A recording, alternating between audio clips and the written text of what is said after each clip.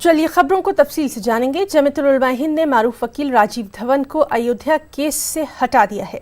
जमीयत की जानिब से ये कहा गया कि बीमारी की वजह से धवन दस्तयाब नहीं थे, इसीलिए एजाज मकबूल को पैरवी की जिम्मेदारी सौंपी गई। वकील राजीव धवन ने इस बात को झूठ करार दिया।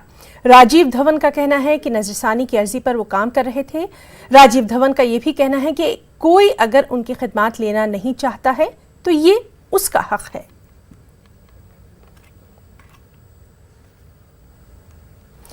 और राजीव धवन से न्यूज़ 18 उर्दू ने खास बातचीत की है, आइए देखते हैं।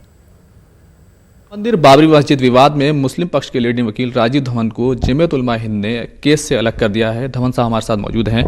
धवन साहब, क्या रिएक्शन है आपका जिस तरह से कहा गया कि आपकी सेहत ठीक नहीं है, आपको अलग किया जा रहा है? देखिए, मेरी सेहत ठीक है। मैं डेंटिस्ट के पास गया था रूटीन अपॉइंटमेंट के लिए।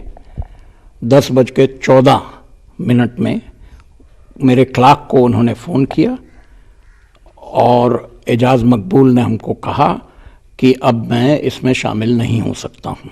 मैंने उनसे पूछा कि क्या ये सैकिंग है, तो उन्होंने कहा उनकी मजबूरी है और बार बार यही बोलते गए। मेरा क्लार्क ये पूरी कॉन्वर्सेशन हमारी तरफ से सुन रहा था। जैसे ही मैं घर आया, मैंने उनको ख़त लिखा कि ये सैकिंग है। उनको रिमाइंड किया कि हमारे साथ उनके चेंबर के साथ 3 मीटिंग हुई हैं और जो ढांचा है रिव्यू का जो कल फाइल हुआ है वो मैंने बनाया था।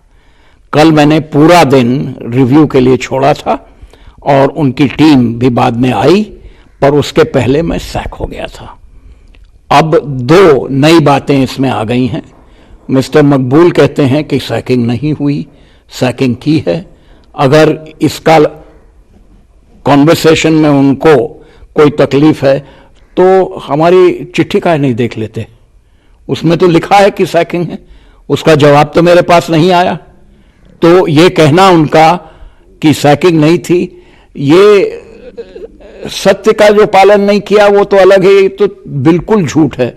जहां तक मेरी सेहत है, बाबरी मस्जिद के बाद मैंने कर्नाटका के केस लड़ा और कोर्ट्स में केस लड़ा, तो ये क्या हो सकता है कि मेरी सेहत इतनी खराब थी कि मैं उनकी रिव्यू जो है उसको सेटल कर लिया मैंने और केस लड़े हैं, पर सेहत मेरी खराब है।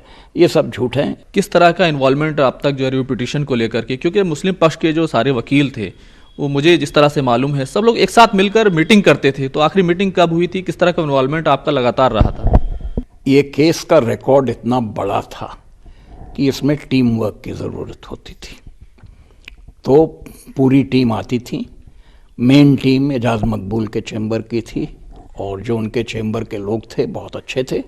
मकबूल साहब को केस के बारे में थोड़ा कम ही आता था, पर उनकी टीम इतनी बढ़िया थी, तो ये 40 दिन में रोज़ हमारी मीटिंग होती थी, कभी कभी रात तक जाती थी। इसके बाद अगर जिस तरह से मैंने इस केस को लड़ा है, इसके बारे में उनको थोड़ी तकलीफ है तो हमको कह दें कि साहब आपने केस ऐसे लड़ा है कि हम आपको हटा रहे हैं। पर ये उनकी क्या मजबूरी थी ये मेरे समझ में नहीं आ रही है।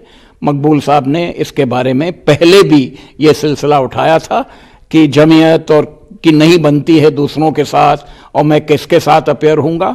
मैंने कहा मैं उसी के साथ अपेयर हूँगा जिसकी ब्रीफ मैंने बहुत साल पहले ली थी, तो मैं उनकी तरफ से अपेयर हो रहा था। बात खत्म। उन्होंने केस ले लिया, मैं केस से हट गया। केस से हट गए, लेकिन आपको इसका थोड़ा सा काफ़ी हद तक दुख हुआ जिस तरह से अब तक तो ऐसी कोई बात सामने नहीं आई थी। मुस्लिम पक्ष की तरफ से लगातार ये कहा जा रहा था धवन साहब ने अच्छा केस लड़ा है। देखिए, इसमें कोई दुख की बात नहीं है। एक प्रिविलेज था, मुझे एक मौका दिया एक इम्पॉर्टेंट कॉज में लड़ने का।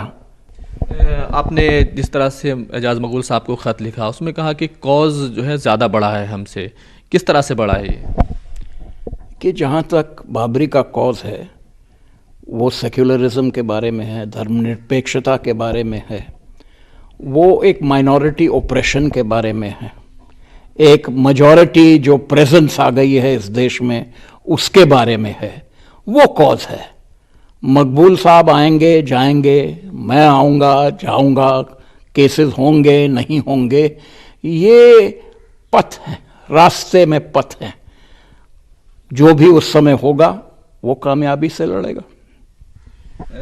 क्या इससे पहले भी आपके काम को लेकर के जिस तरह से आपने केस लड़ा उसको लेकर कभी डिस्कस हुआ, कभी आप पर सवाल उठा, क्योंकि मीटिंग्स तो लगातार होती थी? भाई जहाँ तक मुझे पता है कि 40 दिन ये केस रहा, उसके पहले भी इसमें बहुत सी बातें रहीं। पिछले साल भी एक केस हमको इसी केस में लड़ना पड़ा। अभी तक जहाँ तो मुझे पता है किसी ने ये नहीं कहा मुझे कि आप गलत तरीके से लड़ रहे हैं।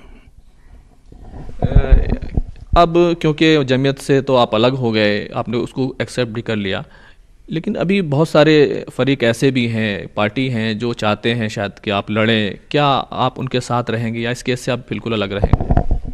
देखिए, जब ये केस से मैं मेन पार्टी जिसके लिए मैं था हटा दिया है, मैं ये नहीं चाहता कि ये जो मुसलमान कम्युनिटी और पार्टीज़ अलग अलग हो रही हैं, मैं ये नहीं चाहता। मैं ये नहीं चाहता कि एक को कहूँ कि आपने निकाल दिया है, दूसरे को कहूँ मैं आपकी तरफ में आ गया। ये एक तरह की तारीफदारी होगी और मैं नहीं करना चाहता। ये जो प्रॉब्लम्स हैं कम्युनिटी के, पार्टीज़ के, ये वही सॉल्व कर सकते हैं, मैं नहीं कर सकता इसमें। देखिए, मुझे क्या पता, मुस्लिम पर्सनल लॉ बोर्ड पार्टी नहीं था। जिलानी साहब का उसमें कुछ मेल था, अच्छी बात है। पर जहाँ तक लोग कहेंगे देखिए धवन साहब ने एक पार्टी को अलग कर दिया है और दूसरी पार्टी में शामिल हो गए, क्या ये एक वकील कर सकता है? एक आखिरी सवाल, जिस तरह से रिव्यू पिटीशन की बात हो रही है, क्योंकि आपने खुद भी कहा कि उसका जो पूरा खाका है वो आपका तैयार किया हुआ है, इस तरह से इस पूरे केस में 142 का इस्तेमाल किया गया और भी कई बिंदु हैं जिनको लेकर के आवाज़ उठी है। क्या आपको लगता है कि रिव्यू पिटीशन पर कोर्ट इतना उसको देख सकता है? देखिए, मैं जो मेन केस है उसके बारे में बात नहीं करना चाहता। जब ये सब रिव्यू जो भी है, जब ये ख़त्म हो जाएगी उसके बाद हो सकता है आप ही से बात करूं, हो सकता है कुछ लिखूं। पर अभी हम लोगों ने ये मंजूर किया था कि सिर्फ जिलानी साहब बोलेंगे और हमारे स्पोक्समैन सिर्फ जिलानी साहब हैं। अगर जमीयत के लोग या मुस्लिम पक्ष के लोग आपके पास आते हैं बात करने के लिए, तो क्या आपके दरवाजे खुले होंगे या बंद हो गए हैं? मेरा दिल खुला है, दिमाग खुला है, पर अगर वो नहीं चाहते तो नहीं चाहते। ये तो मेरी प्रोफेशनल मजबूरी है। बहुत बहुत शुक्रिया। तो ये थे धवन साहब जिन्होंने साफ तौर पर कहा कि उनका दिल खुला हुआ है और वो ये नहीं चाहते मुस्लिम पक्ष आपस में भी लड़े। लेकिन एक बात उन्होंने साफ तौर पर कही कि उनको जिस तरह से निकाला गया है उसको लेकर के कहीं ना कहीं उन्हें उस तरह का दुख नहीं है, लेकिन एक प्रोफेशनल जिम्मेदारी थी जो वो निभाते आ रहे थे। कैमरामैन नगेंद्र के साथ खुरम शहजाद, न्यूज़ 18 दिल्ली। और अयोध्या